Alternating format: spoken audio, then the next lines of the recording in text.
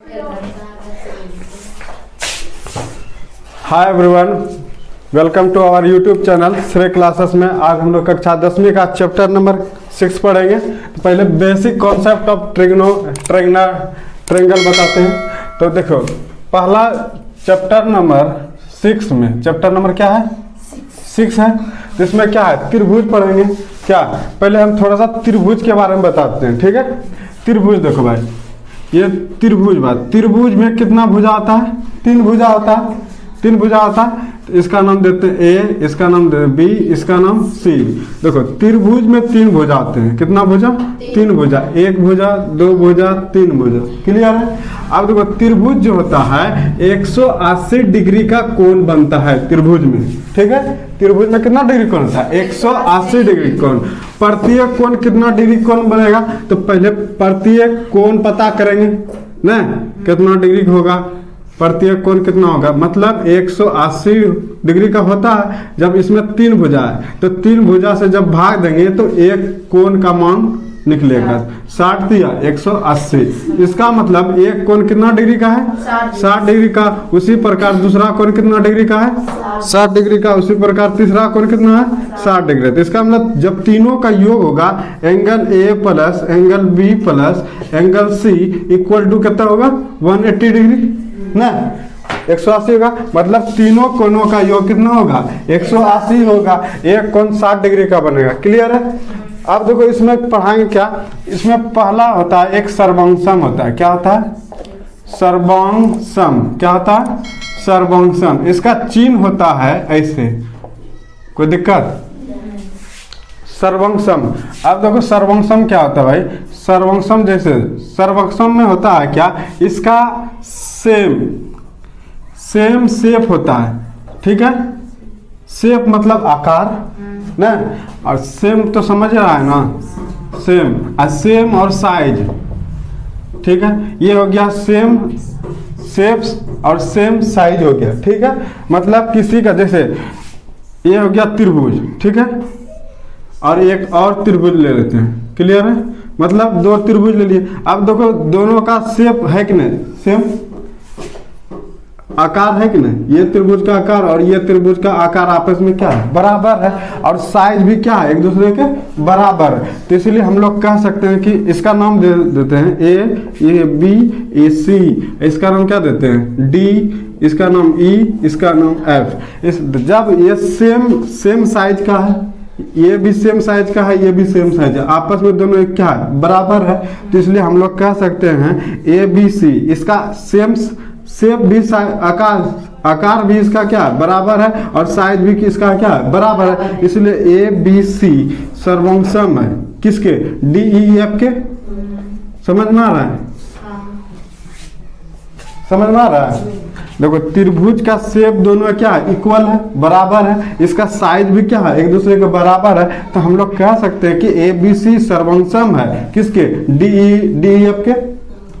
त्रिभुज A B C सर्वंसम है किसके? त्रिभुज डी ई एफ के। अब देखो, इसमें क्या होता है, अगर तो जब सर्वंसम होता, जब एक दूसरे सेम साइज रहेगा, सेम शेप रहेगा, सेम साइज रहेगा, तो हम लोग सर्वंसम कहेंगे। तो इसका मतलब अगर ए बी, क्या ए बी, तो ए बी अगर 5 है, ठीक है, तो ई भी क्या होना चाहिए? 5 होना चाहिए। क्या एक दूसरे क्या होना चाहिए? बराबर। तो इसका मतलब हम लोग कह सकते हैं कि ए बी बराबर किसके है? डी ई के ना। तो उसी प्रकार ए सी बराबर है किसके? डी ई के। ये एक दूसरे क्या बराबर है। अगर ए बी बराबर है किसके? डी ई के, उसी प्रकार ए सी बराबर है किसके? डी और एफ के। उसी प्रकार बी सी बराबर है किसके? ई एफ के। तो हम लिखेंगे ए बी बराबर डी ई। उसी प्रकार ए सी बराबर लिखेंगे क्या? बताओ, ए सी बराबर क्या लिखेंगे? ए सी बराबर डी एफ। ए सी बराबर डी एफ। उसी प्रकार बी सी बराबर क्या लिखेंगे? बताओ तो। E F. का एक दूसरे के बराबर है, ई एफ ना, ई और एफ। तो इसको हम लोग क्या कहेंगे? सर्वंसम कहेंगे, ठीक है। सर्वंसम में क्या होता है? थीटा भी, कोण भी एक दूसरे क्या होता है? बराबर होता है। समझ में आया? थीटा भी क्या होता है? जैसे एंगल ए बराबर कहेंगे एंगल डी, समझ में आया? अगर मान लो इसका 60 है तो ये भी क्या होगा 60 होगा, तब ये क्या होगा सर्वम समकल है। पहले इतना सा नोट करो तब आगे बताते हैं। क्लियर है?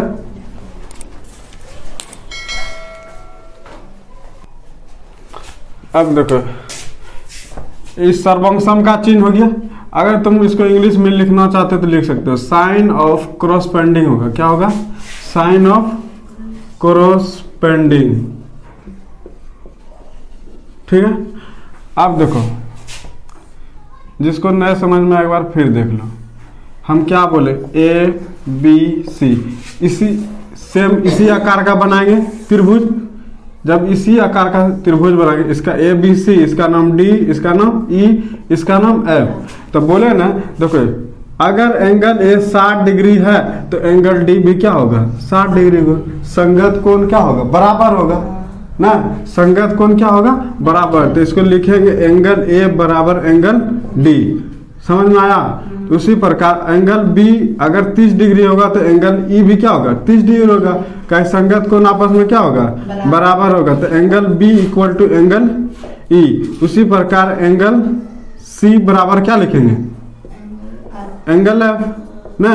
तो इसको लिखेंगे यहाँ पर क्या संगत कोण आपस में क्या रहता है बराबर होता है। संगत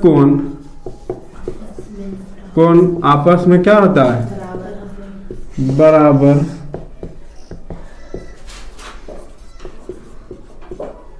बराबर होती है ना। क्लियर है? अब देखो पहले इतना सा लिखो तब बताते हैं क्या। अब क्या आता है समरूप। समरूप किसको बोलते हैं? इसमें देखो सेम शेप रहता है। क्या रहता है? सेम। आकार सेम रहेगा लेकिन साइज अलग अलग रहेगा ना। साइज मैटर नहीं करेगा। तो लिखेंगे size does not matter. Size does not matter. जैसे एक कोई ले लो, जैसे कि ये त्रिभुज है, ठीक है, ये त्रिभुज हो गया। अब एक बड़ा त्रिभुज लेते हैं। अब बताइए क्या समरूप है कि सर्वंसम है? बताओ, कोई बताओ। हाँ देखो क्या बोले आकार सबका सेम है। आकार है त्रिभुज के आकार के जैसा है लेकिन साइज किसी का छोटा है किसी का बड़ा है ना। तो इसका नाम देते हैं ए, इसका नाम देते हैं बी, इसका नाम सी, इसका मान लो एक्स देते हैं, इसका नाम वाई, इसका नाम क्या जेड। इसमें देखो आकार देखो इसमें छोटा है, सॉरी आकार दोनों का क्या है बराबर है। आकार बराबर है लेकिन साइज क्या है अलग अलग है। लेकिन इसमें साइज क्या करता है मैटर नहीं करता है। इसीलिए क्या हुआ ये किसका चिन्ह हो गया? ये समरूप का चिन्ह हो गया। समझा? ये किसका हो गया? समरूप का चिन्ह हो गया। समझ में आया? अब हम लोग कह सकते हैं क्या क्या कहेंगे बताओ? त्रिभुज ए बी सी समरूप है किसके? एक्स वाई जेड के ना। किसके है? एक्स वाई जेड का। समझ में आया? अब इतना सा पहले नोट करो तब बताते हैं बढ़िया से। और ठीक, अब बताओ एक त्रिभुज बनाए, ठीक है, एक ऐसा बनाए, ठीक है। अब बताइए समरूप है कि सर्वंसम है? बताओ, सोच समझ के बोलो। समरूप है कि सर्वंसम है? बताओ। सर्वंसम बोले थे जिसका सेम साइज रहो और शेप क्या हो सेम रहो। सेम शेप सेम और साइज हमको लग रहा है दोनों है। देखो शेप दोनों का सेम है, आकार दोनों का सेम है और साइज भी क्या है सेम है। इसका मतलब वह समरूप भी है और सर्वंसम भी है ना। अरे बोले थे क्या सर्वंसम में क्या बोले थे? जिसका सेम आकार रहे, सेम शेप रहे और सेम साइज भी रहे, मतलब इस तरह का दिखे एक दूसरे का। अरे जैसे मान लो ये 5 है, यह कितना 5 अंगुरी है ना, और ये भी मिला दिए तो दोनों क्या है सेम है, सेम शेप है, सेम का आकार का है ना, साइज भी क्या है सेम। जब दोनों को एक दूसरे को टच करेंगे तो क्या दोनों क्या होगा सेम शेप का है, सेम साइज का भी है। तो इसका मतलब समरूप भी है और सर्वंसम भी है ना। इसका मतलब दोनों है। उसी प्रकार बोले देखो त्रिभुज देखो सेम शेप का और सेम साइज का भी है, इसका मतलब समरूप भी है और सर्वंसम भी है ना। तो समरूप भी है, इसका नाम दे दो ABCXYZ। तो हम लोग कह सकते हैं कि ABC सर्वंसम है ना किसके, XYZ के, क्योंकि शेप सेम है, साइज भी क्या है, सेम है, एक दूसरे के बराबर है, इसलिए XYZ कहेंगे। ठीक है। अगर यदि एंगल ए भी क्या होगा, एंगल ए बराबर क्या होगा, एंगल एक्स के बराबर होगा ना। उसी प्रकार एंगल बी बराबर होगा किसके, एंगल वाई के। एंगल बी बराबर क्या होगा, एंगल वाई ना। उसी प्रकार एंगल सी बराबर क्या होगा, एंगल जेड। ठीक है। अब बताओ, जैसे मान लो कि ये, अब बताओ ये क्या है, सर्वंसम है कि समरूप है? सर्वंसम है। अरे देखो, शेप आकार सेम है लेकिन साइज में डिफरेंस है ना, है भूल जाता है। समरूप सर्वंसम में क्या बोलते हैं, सेम शेप और सेम साइज, मतलब आकार दोनों का सेम रहना चाहिए, साइज भी क्या रहना चाहिए, सेम रहना चाहिए, वो क्या कहलाएगा, सर्वंसम कहलाएगा। और समरूप उसको बोलते हैं जो एक क्या होता है, जिसका आकार सेम रहे लेकिन साइज क्या रहे, अलग अलग रहे, उसको क्या बोलते हैं, समरूप कहते हैं ना। यही तो बोले, देखो ये बड़ा, ये छोटा है, ये क्या है, बड़ा है। जैसे मान लो कि ये वृत्त है, ठीक है, और ये छोटा वृत्त है, बताओ समरूप है कि सर्वंसम है? समरूप है कि सर्वंसम है, बोलो क्या है? अरे देखो, शेप देखो सेम है, ये भी वृत्त है, ये भी वृत्त है, लेकिन आकार इसका क्या, साइज अलग अलग है ना, साइज अलग है, ये बड़ा है, ये छोटा है। तो ये क्या हो गया, सर्वंसम नहीं हो गया, ये सर्वंसम क्या हो गया, नहीं हो गया। ये है क्या, तब समरूप का काम करेगा, नहीं करेगा। पहले इतना सा नोट कीजिए, अब आते हैं सवाल पे। क्वेश्चन पढ़ेंगे तो और ज्यादा क्लियर होगा ना।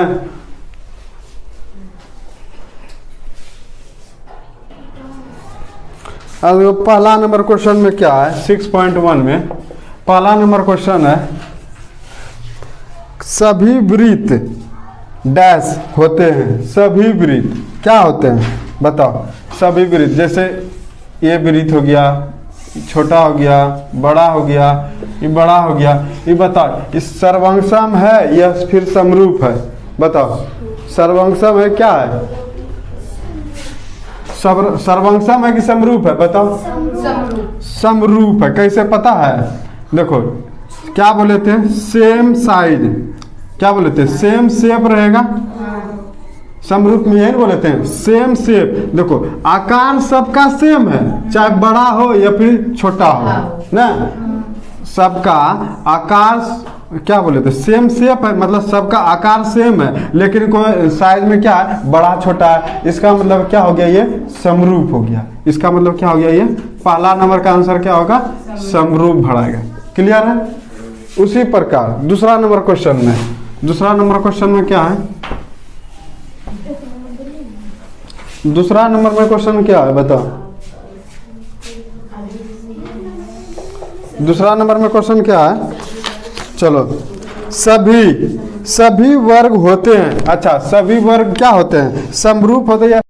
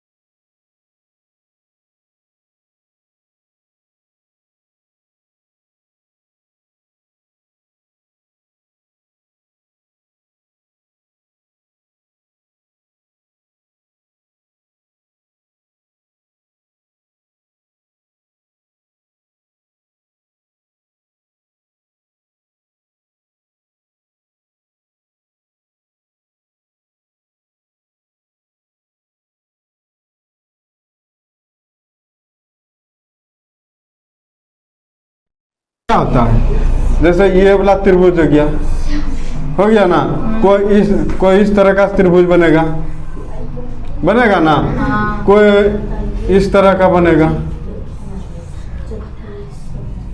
इस तरह का बनेगा ना। जब बनेगा तो क्या होगा,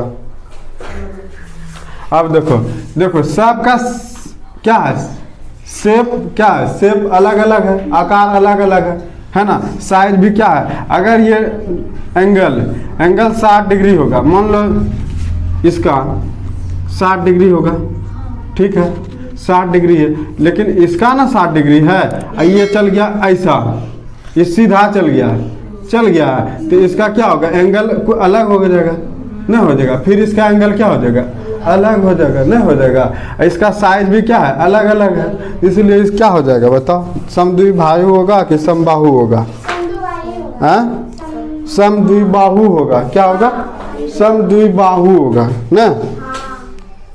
अब भुजा की समान संख्या वाले दो समबाहु समरूप होते हैं, उनके संगत कोण आपस में क्या होते हैं, बराबर होते हैं। बताएं तो संगत कोण आपस में क्या रहता है, बराबर रहता है। जब दो त्रिभुज रहता है तो संगत कोण आपस में क्या रहता है, बराबर रहता है। तो पहला नंबर में क्या होगा, बराबर। उनकी संगत भुजा आपस में क्या होगा, समानुपाती होती है। समानुपाती कहने का मतलब क्या होगा बताओ, एक दूसरे क्या होना, बराबर होना। जैसे कोई त्रिभुज है, ठीक है, इसका समानुपाती होना। जैसे यहाँ समझो, अब देखो ये भी त्रिभुज है, आकार सेम है, साइज सेम है। अगर 5 ये है, ये भी 5, ये भी 5, ये भी 10, ये भी 10, ये भी 10, इसका मतलब इसका नाम ABCXYZ। अब देखो AB कितना है मेरा, 5 है, तो XY क्या है, 10 है। तो इसका मतलब एक दूसरे क्या है, अनुपातिक है नहीं। अगर ये 5 है, ये क्या हो गया, 10 हो गया। उसी प्रकार ये 5 है, ये क्या हो गया, 10 हो गया ना। देखो ये 5 है, ये क्या है, 10 हो गया। क्या एक दूसरे के बराबर है? अगर ये 5 है तो ये क्या हो, 5 हुआ नहीं हुआ, समानुपाती हुआ। अगर ये 5 होता है, ये भी ना 5 होना चाहिए, तब ना बोले थे AB बराबर किसके बराबर होगा, XY के बराबर होगा। ऐसा लिखा है तो तब इसमें क्या होगा बताओ, इसमें क्या होगा। अच्छा, उनकी संगत भुजा क्या होना चाहिए, क्या लिखा है, समानुपाती ना, अनुपात, समानुपात कहने का मतलब 5 अनुपात क्या है, 10, 5 अनुपात 10, ये भी क्या हो गया, 5 अनुपात। अच्छा, ये सही है तो है ना, एक दूसरे क्या है, समानुपाती है ना, तो क्या है, एक दूसरे के बराबर है, हो गया। फिर बोलता है 2 नंबर में कि निम्नलिखित हुए 2 भिन्न भिन्न उदाहरण दीजिए। समरूप का 2 आकृति बनाना, समरूप का। उसी तरह ये सब सीखने वाला चीजें सब एग्जाम में ना आता है, ठीक है, एक आध 2 आएगा, ऑब्जेक्टिव में आएगा। अब देखो 2 नंबर क्वेश्चन में है कि समरूप आकृति, समरूप किसको बोले थे, याद है, जिसका साइज, जिसका शेप रहे, क्या लिखाए थे, same shape, size does not matter. मतलब सेम शेप, मतलब जैसे